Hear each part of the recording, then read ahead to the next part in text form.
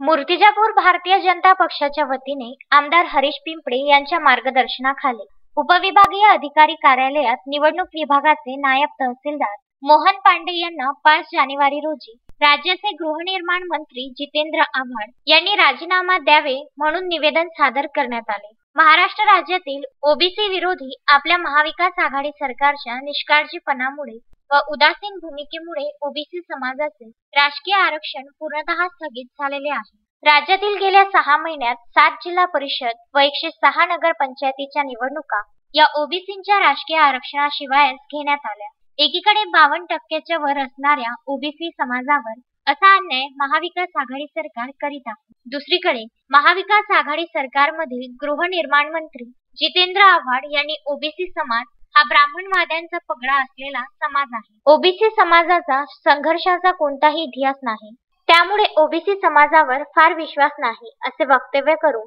समस्त ओबीसींचा अपमान केलेला आहे। एकीकडे ओबीसींचे राजकीय आरक्षण घालविण्याचे दृष्ट काम करायचे व दुसरीकडे वरील प्रमाणे वक्तव्य करून समस्त ओबीसी समाजाला डिवचण्याचे काम करायचे, अशा पद्धतीची भूमिका काँग्रेस, राष्ट्रवादी व शिवसेनेच्या आघाडी सरकारमधील मंत्र्यांची दिसून येते। जितेंद्र आव्हाड यांनी ओबीसी संदर्भात जे विधान केले ते अत्यंत चुकीचे केले। त्याबद्दल भारतीय जनता पार्टी मूर्तिजापूर शहर व ग्रामीण तर्फे त्यांचा आम्ही सर्वजण निषेध करतो।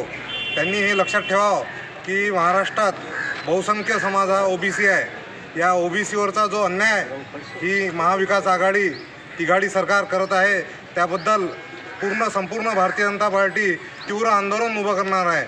याची दखल घेऊन जितेंद्रजी आव्हाड यांनी तात्काळ राजीनामा द्यावा आणि ओबीसी समाजाची माफी मागावी ही विनंती भारतीय जनता पार्टीतर्फे आम्ही सर्वजण करीत आहोत।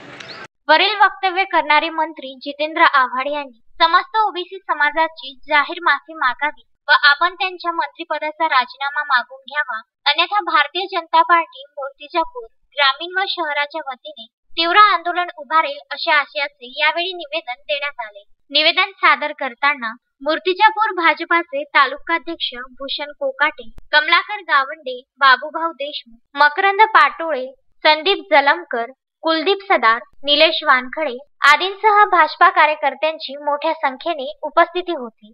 महाविकास आघाडीतील एक मंत्री कॅबिनेट माननीय नामदार जितेंद्र आव्हाड साहेब हे ओबीसी समाजाच्या जखमेवर मीठ चोळण्याचं काम करत आहेत। एक तर या सरकारमध्ये असलेलं हयात ओबीसीचं आरक्षण या सरकारने घालवलं, न्यायालयात हे लोक कमी पडले, केंद्राच्या नावानं इम्प्लिकेटेड डाटाच्या नावानं हे बोंबलून राहिले।